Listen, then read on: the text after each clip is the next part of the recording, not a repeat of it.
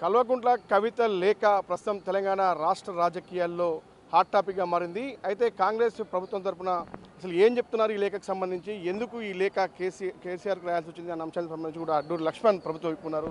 Sir చూస్తా ఉన్నాం, ఈ లేఖ ఉద్దేశం ఏంటి, కాంగ్రెస్ పార్టీ ఏం భావిస్తూ ఉంది, ఏం జరుగుతుంది ఈ లేఖ ఈ వ్యవహారం వెనకాల? ఇప్పుడు 2014 నుంచి 2018, 2019 నుంచి 23 వరకు టీఆర్ఎస్ పరిపాలన జరుగుతున్న అవకతవకలు కానీ, ఏదైతే వాళ్ళు చేస్తున్నటువంటి ప్రజలను అన్ని విధాలు మభ్యపెట్టి ఈ రాష్ట్రాన్ని దోచుకున్న విషయంలో కానీ, మొదటి నుంచి కేసీఆర్, కేటీఆర్, కవిత పదవి ఏంటంటే ముఖ్యమంత్రి పదవి, ఇప్పుడు రాష్ట్ర టీఆర్ఎస్ పార్టీ అధ్యక్షత, బీఆర్ఎస్ పార్టీ రాష్ట్ర అధ్యక్షత పదవి విషయంలో పడగానే అంతర్గతంగా ఉన్న కుమ్ములాటలు ఏదైతున్నాయో ఇవాళ బయటపడి ఆమె యొక్క ఆలోచన, మా సోదరిమైన కవితక్క గారు వారి యొక్క ఆలోచన విధానం, వాళ్ళ యొక్క జరుగుతున్న కుమ్ములాట, వాళ్ళు జరుగుతున్నటువంటి అంతర్గతంగా 10 సంవత్సరాలకి దోచుకున్న పైసలు, దాచుకున్న పైసలు, ఇవన్నీ ఎవరి మీద వస్తారో, ఎవరెవరి కేసులలో వస్తారో, ఎవరు జైలుకి పోతారో. ఆల్రెడీ మా కవితక్క గారు జైలుకి పోయి వచ్చింది లిక్కర్ ఇష్యూలో.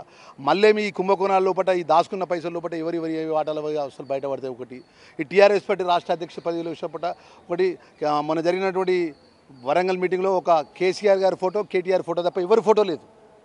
ఇవన్నీ ఎటో పోతుందన్న విషయం లోపల ఆమెకున్నటువంటి ఆవేదన, ఆమెకున్నటువంటి నిరాశ, ఆమెకున్నటువంటి ఏదైతే వాస్తవాలు అనేది ప్రజలకు ఈ లేఖ ద్వారా తెలియజేసింది.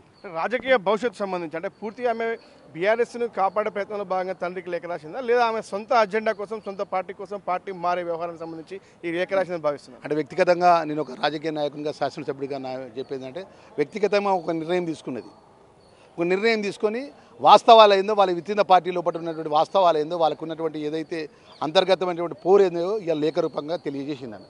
మరో అంశం కూడా ప్రస్తావించింది దీంట్లో, ఖచ్చితంగా బీఆర్ఎస్ బీజేపీ కలిసి పనిచేయబోతుందన్న అంశాన్ని కార్యకర్తలు భావిస్తున్నారని కూడా ఆమె ఆ తండ్రికి రాసిన లేఖలో పెరిగింది. అంటే భవిష్యత్తులో బీజేపీ బీఆర్ఎస్ కలిసి పోటీ చేయబోతుందా? ఇది కొత్త ఏమున్నది, మన పార్లమెంట్ ఎన్నికల్లో చూసినాం కదా మనం, మీడియా మిత్రులు మీరే సాక్ష్యం.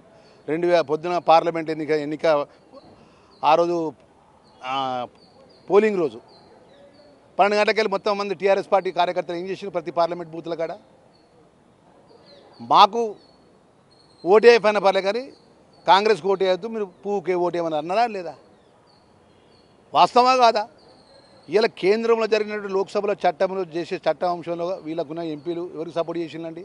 ఏ ప్రజా వ్యతిరేకమైన ఏ నిర్ణయానికైనా చట్టంలో సపోర్ట్గా ఉన్నది 2014 నుంచి ఈ రోజు వరకు వాళ్ళే కదా. భారతీయ జనతా పార్టీకి బీఆర్ఎస్ టీఆర్ఎస్ పార్టీ కదా. మొన్న ఎన్నికల్లో, పార్లమెంట్ ఎన్నికల్లో జరిగిన ఎన్నికల్లో వారు 12 గంటలకెళ్ళి మాకు ఓటేయద్దు, మా బీజేపీకి ఓట్లేమని చెప్పింది వాళ్ళే కదా.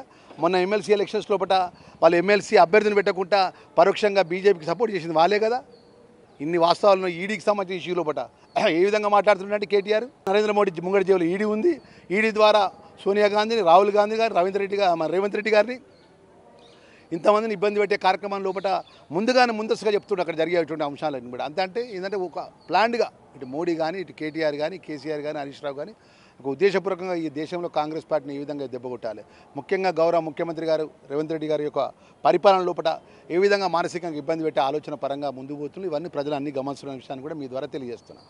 ఓకే, ఇది మొత్తం మీద చూస్తున్నాం. ఏదైతే కవిత కేసీఆర్కు రాసినటువంటి లేఖ ఉద్దేశానికి సంబంధించి కూడా వాళ్ళలో అంతర్గత విభేదాలతో పాటు ఆమె ఇప్పటికే డిసైడ్ అయింది, ఆమె పార్టీ మారుతుందా, పార్టీ పెడుతుందా అన్న అంశానికి సంబంధించి మొత్తం మీద అయితే కేసీఆర్ చేసినటువంటి తప్పిదాలు, కేసీఆర్ ప్రభుత్వం చేసినటువంటి పాల్పడ్డ అవినీతికి సంబంధించిన వ్యవహారంలోనే వాళ్ళ మధ్య ప్రపంచాలున్నాయి. ఇక వరంగల్ సభ నేపథ్యంలో కూడా ఎవరికి కూడా అవకాశం ఇవ్వకుండా పార్టీ పేలవంగా సభను నిర్వహించిన అంశానికి సంబంధించి కావచ్చు, పూర్తి స్థాయిలో కూడా ఏదైతే బీఆర్ఎస్ బీజేపీ కలిసి భవిష్యత్తు రాజకీయాల్లో కూడా పోటీ చేయబోతున్నట్టుగా అది అందరికీ తెలిసిన విషయమే అని మాత్రం ప్రస్తుతం అడ్లూరి లక్ష్మణ్ ప్రభుత్వం ఇప్పుడైతే చెప్తా ఉన్నారు.